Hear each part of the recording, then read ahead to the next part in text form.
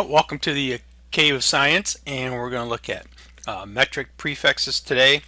And again, this deals with the metric system, which is a much more logical way to mathematically describe quantities than the archaic English, but it is what it is. So we'll go on with this.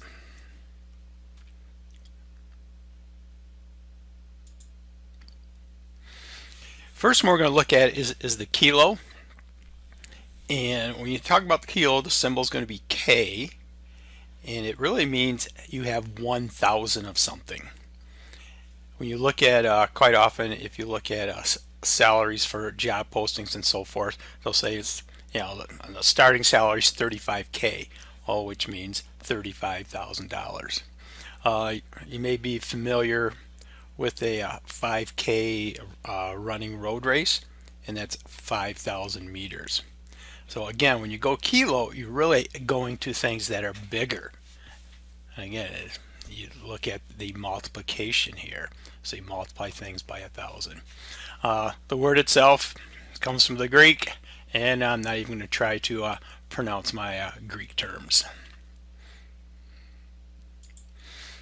The next one we're going to look at is deca, and in America we like to go DEKA.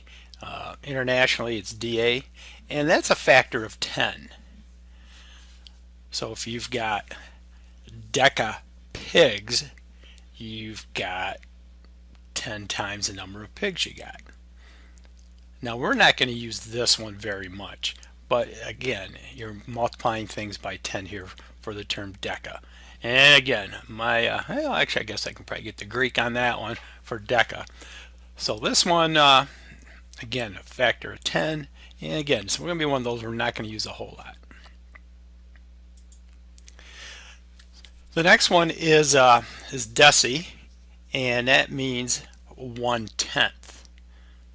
And this comes from the Latin decimus, meaning tenth, and the symbol for this is D. This one also we're not going to use a whole lot in class, but this one's got an interesting history of the word, so make sure in class you ask me how this decimus came from the Latin. And again, this would be 1/10 or 0.01. The next one is centi, and the symbol is going to be C, and that comes from the Latin centum, meaning 1/100th or 100. And when you think about centi, how many cents are in a dollar? There's 100. How many years in a century? There's 100. And so this is a factor of 100th. And so when you think of centi, you're getting into smaller increments of measurement. The other one we're going to use a fair amount in class is going to be milli, and the symbol is a lowercase m. And it comes from the Latin milli, meaning 1,000. And this is a really small increment of measurement. We're going to use this quite a bit when you use length. You can measure things in millimeters, or you'll do a liquid measurement, you could use milliliters. So that's going to be the other big one we're going to use. One thing you should be able to recognize is the conversions. So when you have a kilo, it's going to be 1,000 of something. If I've got 5 kilo pigs, I got 5,000 pigs. If I got 5 kilo horses, I got 5,000 horses.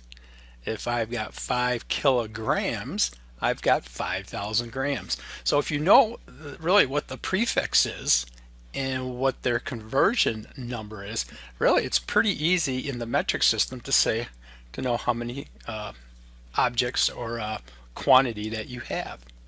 Same thing when you talk about deci. I got 1/10 of something.